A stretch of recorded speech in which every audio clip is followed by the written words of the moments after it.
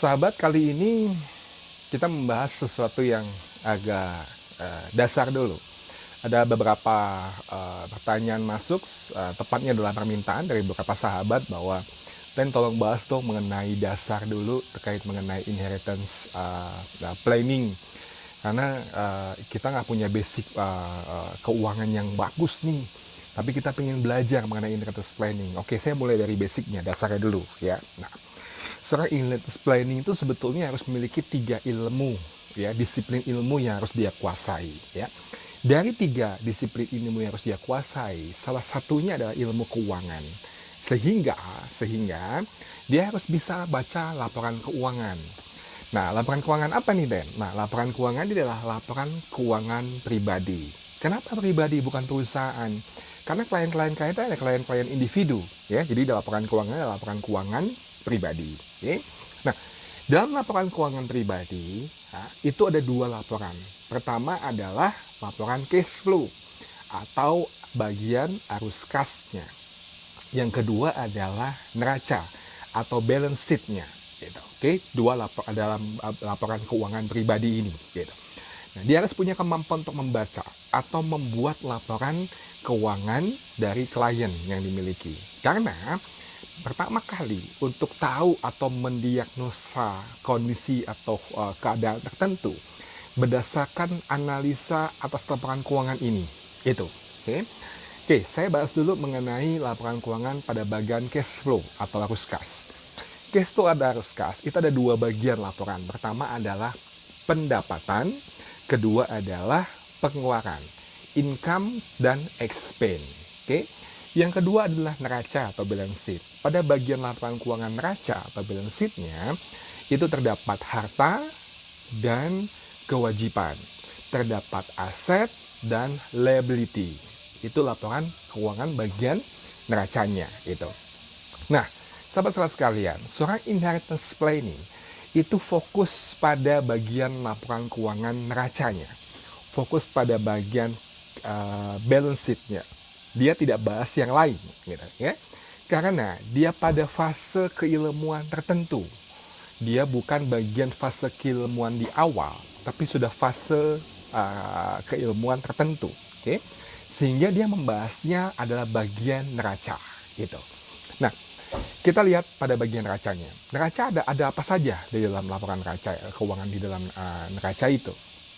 Pertama, di dalam neraca itu ada yang namanya aset dan kewajiban. Aset, yang termasuk aset itu apa saja? Ada 3 bagian aset. Aset terdiri dari 3 bagian. Yang pertama adalah aset liquid. Yang kedua adalah aset pribadi. Yang ketiga adalah aset investasi. Kita mulai dari aset liquid dulu.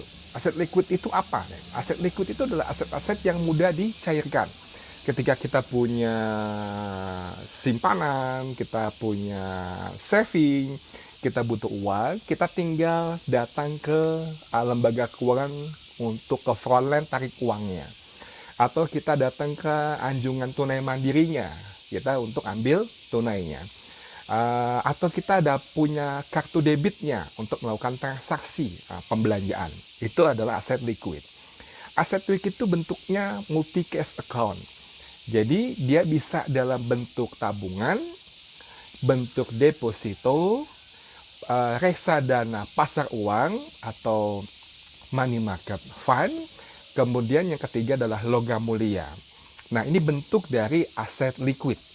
Aset liquid dibutuhkan. Anda, saya butuh aset liquid, paling tidak angkanya di angka 15%.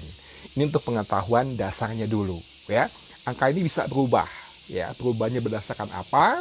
Nanti kan kita bahas dalam video-video berikutnya. Oke, 15% Anda pegang. Berikutnya adalah pada bagian setelah aset liquid, kita tinggalkan dulu aset pribadi, kita lewati dulu, kemudian kita masuk pada aset investasi. Aset investasi itu apa sih? Aset-aset yang Anda dan saya miliki, yang kita semua miliki, yang dalam waktu-waktu, dalam perjalanan waktu, aset itu mengalami peningkatan atau kenaikan nilainya. Itu aset investasi, atau aset itu bisa mendatangkan income untuk kita dari neraca, bisa memberikan masukan atau pendapatan buat pendapatan bagian cash flow. Itu adalah aset investasi. Aset investasi apa aja, Den? Aset investasi itu bentuknya adalah real asset dan financial asset. Misalnya dia beli obligasi, kemudian obligasi bisa mendatangkan pendapatan dalam waktu-waktu tertentu atau tempo tertentu, ya, dalam bentuk kupon bunga. Atau dia beli bentuk di pasar modal saham misalnya, di waktu-waktu tertentu, mungkin setiap tahunnya ada pembagian hasil dari pendapatan atau laba perusahaan saat RUPS. Nah, itu bisa menjadi satu pendapatan dalam cash flow-nya dia. Kemudian real asset. Real asset misalnya adalah properti yang disewakan. Propertinya disewakan, penyewanya membayarkan uang sewa setiap tahunnya misalnya, itu akan menjadi pendapatan untuk dia masuk dalam laporan laporan cash flow-nya atau arus kas-nya pada bagian pendapatan gitu. Nah, itulah bagian di aset investasi, ya. Singkat itu, kemudian berapa sih minimal kita punya aset investasi? Minimalnya adalah kira-kira idealnya, menurut saya, mohon maaf, kira-kira 50%. Itu adalah ideal dari aset investasi. Oke? Jadi kalau saya ulang, tadi ada bagian neraca pada bagian harta atau aset. Yang pertama adalah aset liquid, ya. Yang kedua adalah aset pribadi, yang ketiga adalah aset investasi. Aset liquid bentuknya multi cash account, bisa dalam bentuk tabungan, deposito, logam mulia, reksadana pasar uang. Nah, itu multi cash account-nya. Kemudian berapa nilai minimalnya? Adalah 15%. Kalau kita punya total kekayaan aset semuanya adalah 1 miliar rupiah, maka pada bagian aset liquid itu ada 15%, atau kalau rupiahnya adalah, atau nominalnya adalah 150 juta rupiah. Itu masuk dalam aset liquid.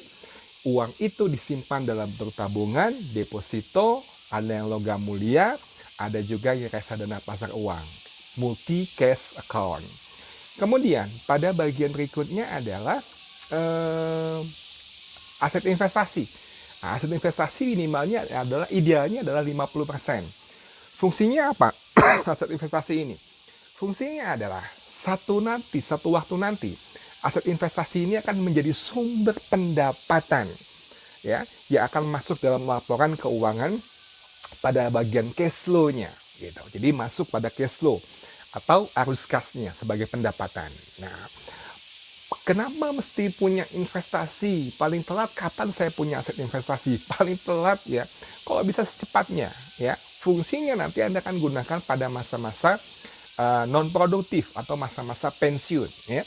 Pensiun tidak harus berdasarkan usia ya. Ada orang yang masih muda dia memilih untuk pensiun dini, itu juga bisa jadi satu pilihan. Karena perencanaan keuangan sudah bagus dia buat di awal. Oke?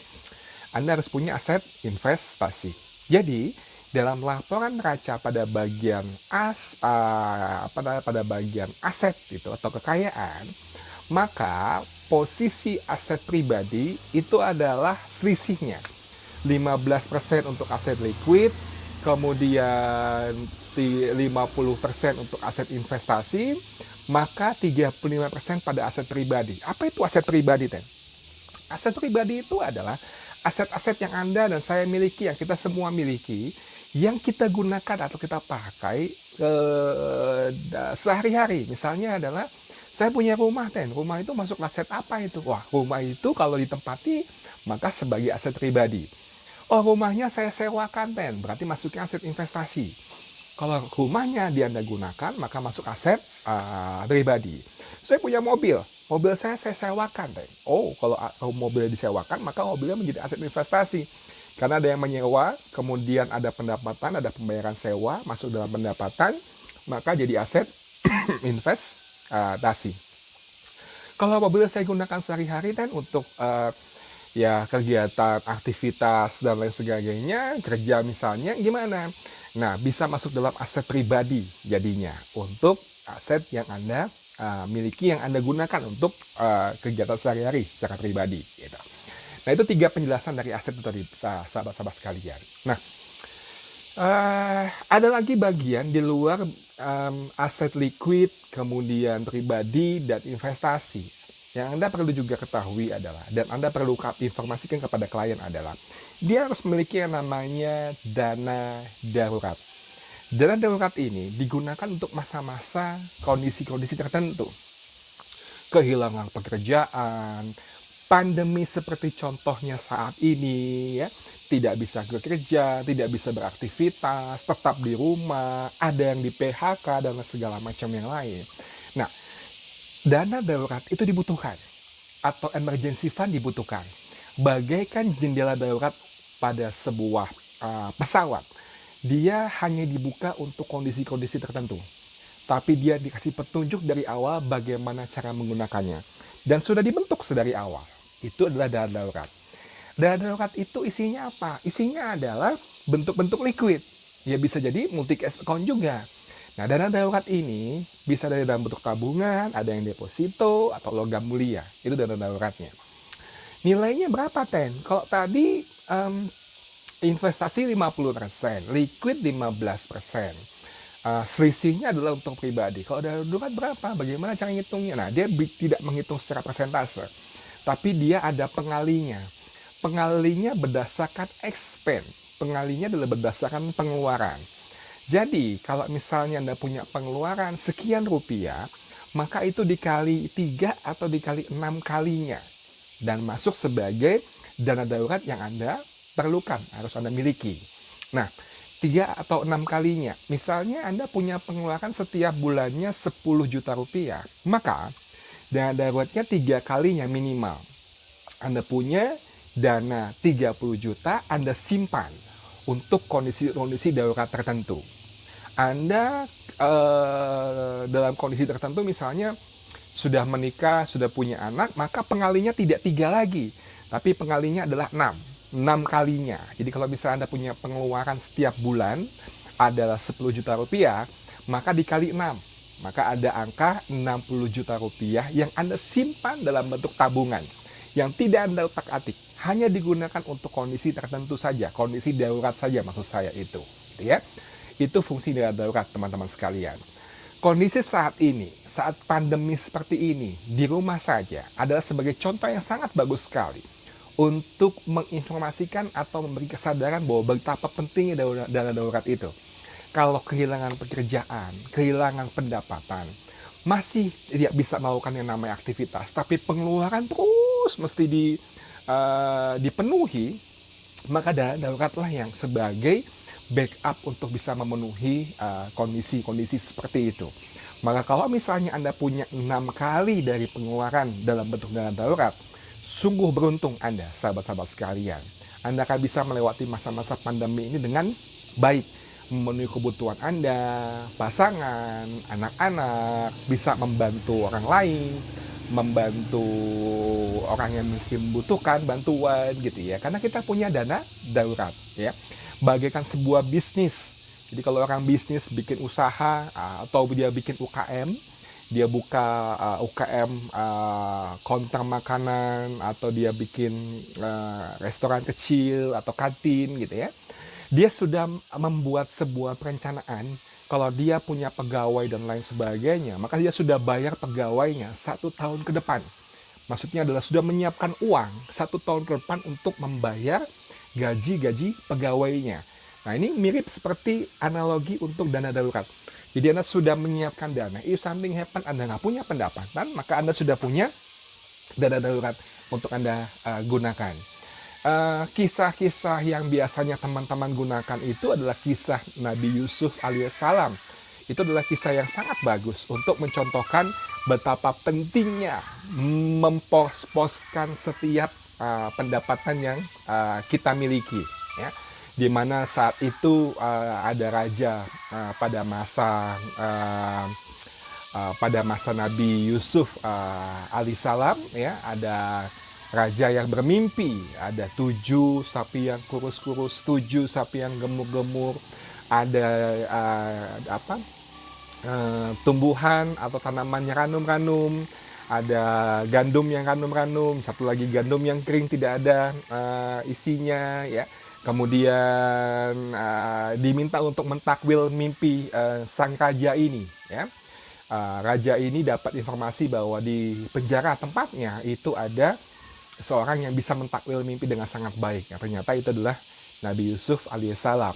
Kemudian dipanggil, kemudian menerjemahkan mimpi itu atau mentakwilkan mimpi itu apa artinya.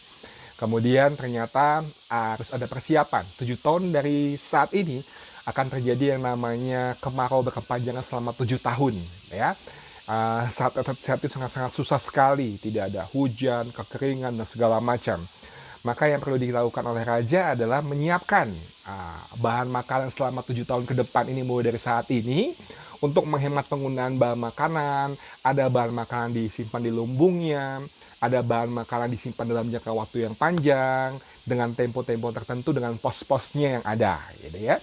Kemudian ternyata tidak ada yang sanggup untuk melakukan itu yang diminta oleh raja untuk membuat sebuah perencanaan atau pengelolaan kekayaan negara. Dan ternyata Nabi Yusuf alaihissalam mampu melakukan itu dan ditunjuklah sebagai pejabat kerajaan dalam pengelolaan keuangan, pengelolaan kekayaan, pengelolaan hasil panen, padi, perkebunan, pengelolaan perdagangan dari kekayaan atau dari kegiatan bisnis kerajaan tersebut. Dan Nabi Yusuf alaihissalam berhasil melakukannya. Itu adalah pelajaran-pelajaran sebagai inspirasi bahwa sebetulnya uang tidak boleh langsung dihabiskan, bahwa uang harus dihemat karena ke depan itu adalah sebuah misteri yang kita nggak tahu apa yang akan terjadi. Itulah laporan keuangan, sahabat-sahabat sekalian. Jadi membuat laporan keuangan pada bagian racanya itu bagaikan sebuah menu makanan. Kalau misalnya tadi bagian sarapan atau Anda makan siang gitu ya, atau Anda makan malam mungkin gitu ya, Anda punya menu makanan. Ada karbohidrat, vitamin, mineral, protein, dan lain sebagainya. Karbohidrat diwakili oleh nasi, protein diwakili oleh lauk pauk, ayam, ikan, daging, dan lain-lain. Kemudian vitamin, mineral dari sayuran, buah-buahan. Dan kemudian tak lupa disempurnakan dengan yang kelima, yaitu apa? Yang kelima adalah kalsium, kebutuhan kalsium. Ya. Susu, dari sumbernya susu, salah satu sumbernya dari beberapa sumber-sumber lain terkait mengenai kalsium. Jadi membuat portfolio keuangan seperti 4 sehat 5 sempurna. Membuat portfolio keuangan itu seperti menu makanan, tidak boleh berlebihan di satu menu atau di satu lauk gitu ya, tapi harus pas komposisinya sesuai dengan kebutuhan tubuh. Kalau kita minum susu sama minum madu, katanya jangan kebalik. Kalau minum madu berapa banyak? Oh, minum madu 1 sendok makan. Minum susu berapa? 1 gelas, kira-kira 125 sampai 200 ml. Nah, itu tidak boleh terbalik, ya. Kalau minum madunya 1 gelas atau 125 ml, nah itu kan jadi masalah dalam tubuh. Minum susunya cuma 1 sendok, yang mungkin nggak cukup ya, cuma 1 sendok ya untuk memenuhi kebutuhan kalsium salah satunya. Mesti pas komposisinya. Sama seperti tadi, multi cash account, tabungannya cukup, depositonya cukup sesuai dengan kebutuhannya, dan lain sebagainya. Nah, ini adalah portfolio keuangan. Oke? Nah, itu sahabat terkait mengenai dasar laporan keuangannya sebagai basic yang perlu dikuasai atau harus dimiliki oleh seorang inheritance planner untuk membaca laporan keuangan. Nanti dari sini dia akan lihat apakah laporan keuangannya sudah sehat dari bagian neraca, ya. Nanti dia lihat mengenai hutangnya juga. Nah, hutangnya nanti ada 2 hutang, ada hutang jangka panjang, ada hutang jangkanya pendek, ya. Ada hutang 1 tahun, ada hutang di atas 1 tahun. Nanti ada lagi hutang yang terproteksi dan hutang yang tak terproteksi, gitu ya.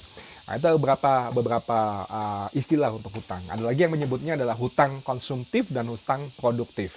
Nah, intinya bagi seorang inheritance planning atau inheritance planner yang menguasai ilmu inheritance planning adalah bagaimana dia bisa melindungi hutang-hutang yang harusnya tidak diwariskan kepada generasi berikutnya atau hutang-hutang yang tidak diturunkan kepada anak-anaknya. Dengan cara hutang mana yang tidak ada proteksinya maka harus diberikan proteksi supaya hutang tersebut tidak diwariskan. Kalau macan mati meninggalkan belang, gajah mati meninggalkan gading, nah klien ini jangan sampai tutup usia meninggalkan hutang. Maka harus ada proteksi. Nah, itulah beberapa penjelasan terkait mengenai laporan keuangan. Sahabat, di video berikutnya kita akan ulas lebih lanjut. Oke, terima kasih.